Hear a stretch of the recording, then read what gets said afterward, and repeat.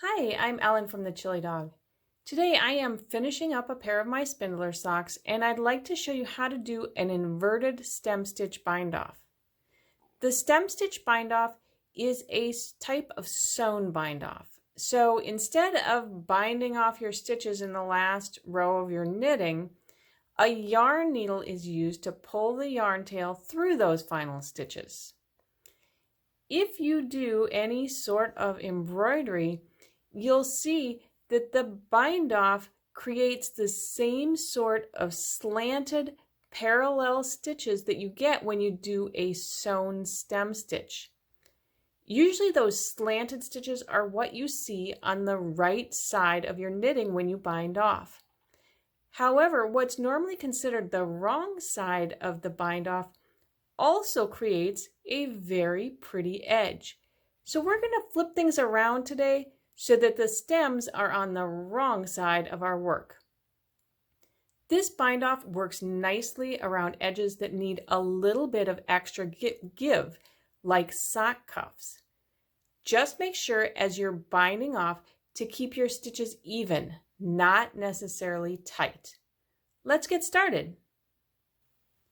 The bind off begins by cutting your yarn tail to be about 4 times longer than the width of the stitches you're binding off and threading that tail onto a yarn needle.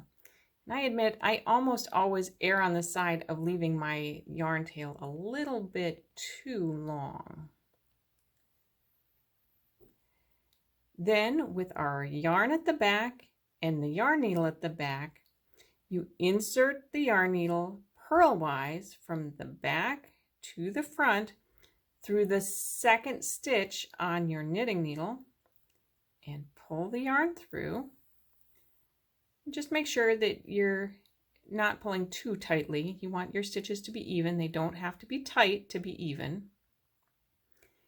And then you insert your yarn needle knitwise through the first stitch from the front to the back.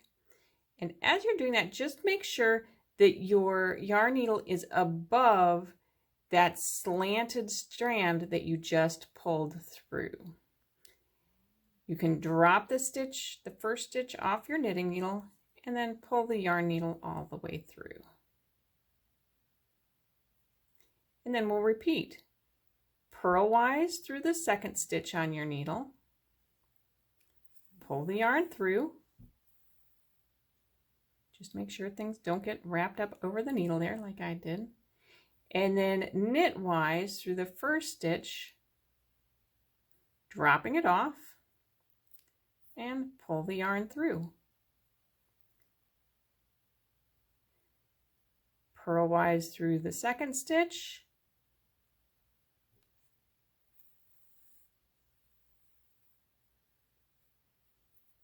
knitwise through the first stitch, dropping it off, and pull the yarn through.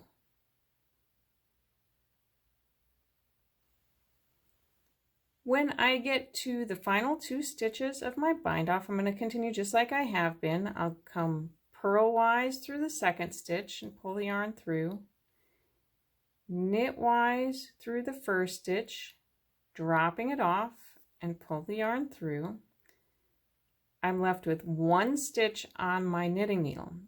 If I were binding off in a row, I would just bring my yarn purlwise through this last stitch, drop it off the needle, and then I could weave in the tail on the wrong side of my knitting. However, since I'm making a sock, I'm knitting in the round. So before I drop this last stitch off the needle, I'd like to try to minimize this little jog as much as I can.